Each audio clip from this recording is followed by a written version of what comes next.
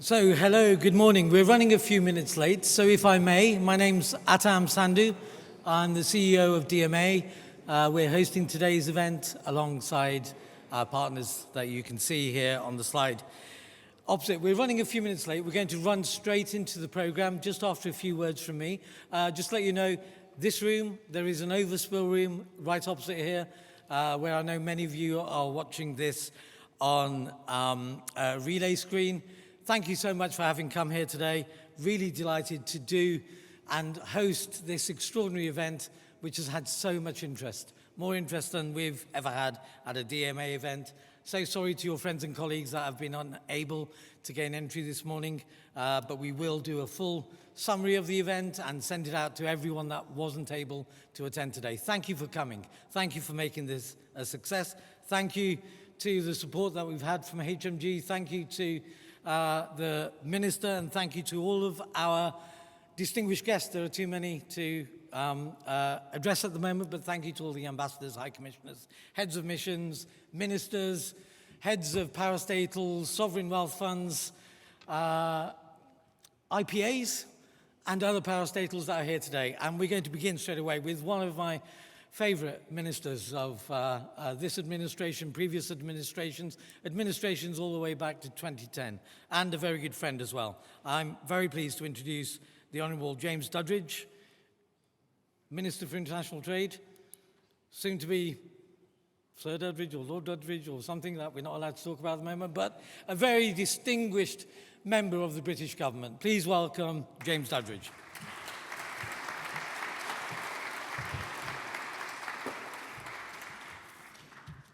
Thank you, Atam. Je suis heureux d'être ici avec vous ce matin. Je vais parler en anglais ou peut-être en américain parce que ça, c'est la langue de le futur. I'd like to welcome the 8 ministerial delegations that are joining us this morning. It really is appreciated you coming to London and working together with us. It's a great privilege to launch the first UK West African Trade Investment Forum. It's good to be here linking the UK with the Francophonie more generally.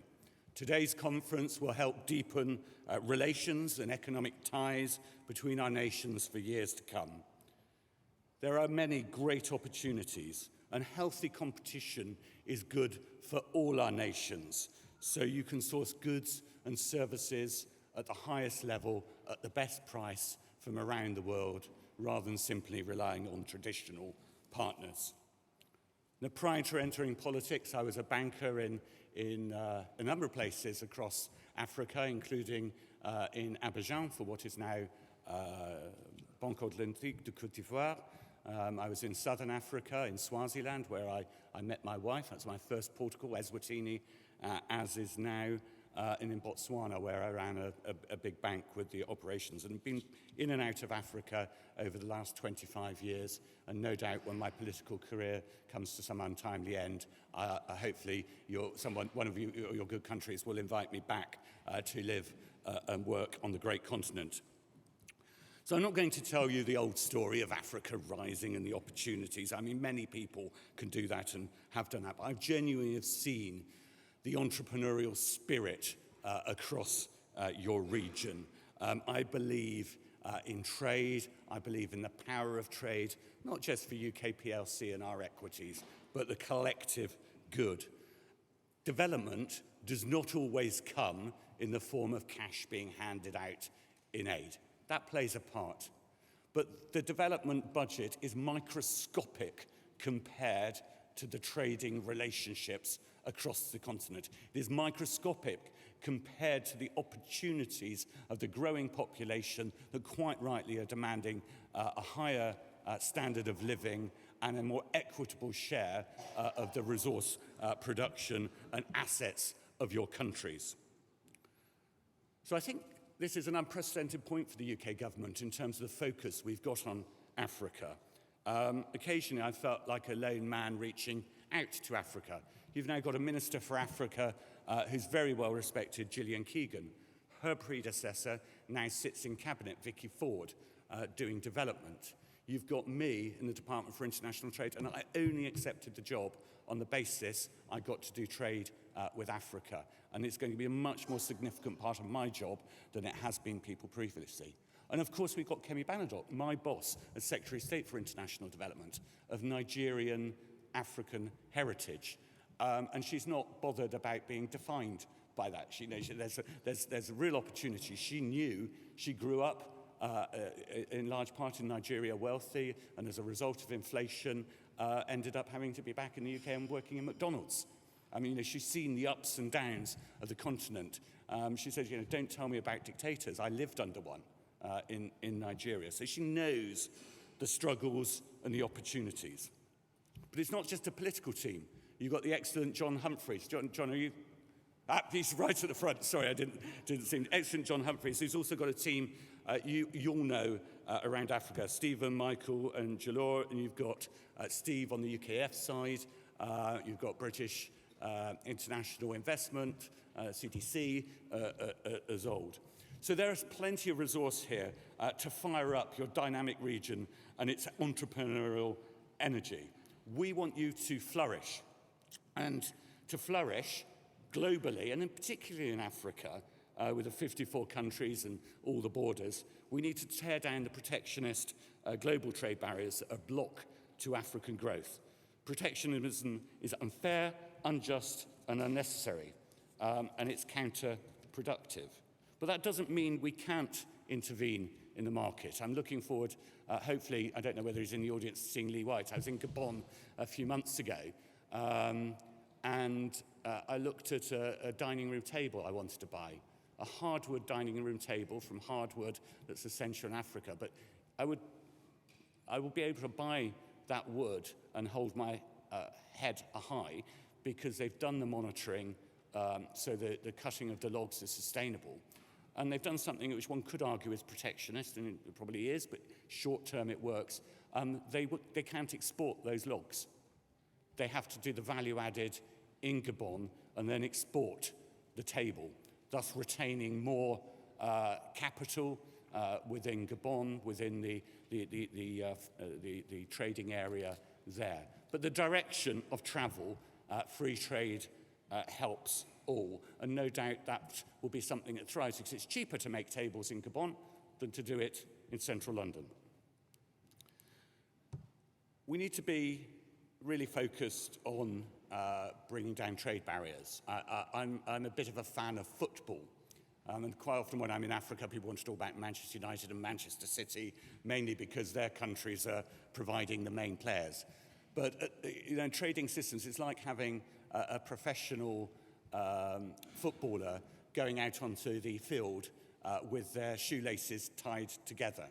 We want our players, we want our trade to flourish, to be truly free and truly fair.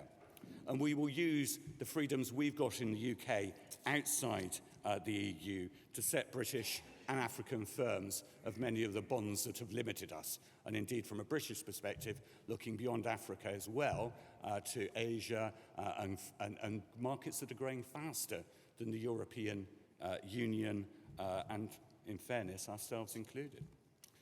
We're negotiating trade agreements, 18 of which have been signed so far with African partners, including Cote d'Ivoire and Cameroon.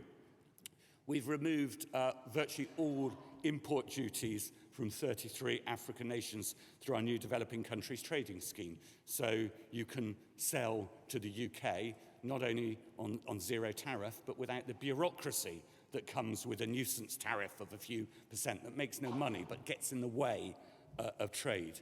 We're supporting the African Continental Free Trade Area. I think when I was Minister for Africa, we gave them a little bit of seed money to help set up. More recently, we've given them 35 million. I'll work very closely with Wamkele Menko out of South Africa to work on intra-African trade, because intra-African trade is the most obvious first route before trading outside. Clearly, I'm not saying don't do trade with the UK, but it's more efficient to trade locally. And having trade across the borders creates stability, creates interlocked economies and interlocked prosperity, and breaks down barriers that can exist and come up between countries.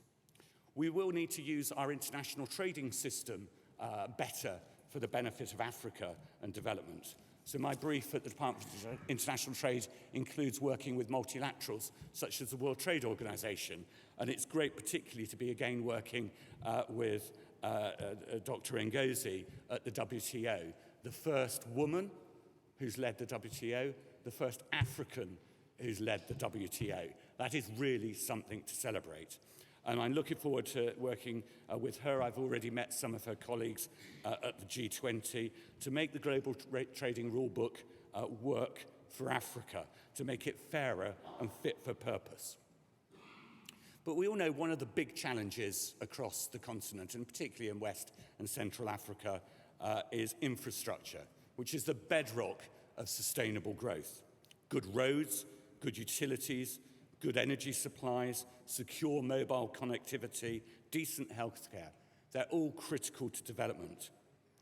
And as my discussions with the African Development Bank over the years have demonstrated in my mind, these things don't come cheap, and they can't be funded simply through domestic current expenditure.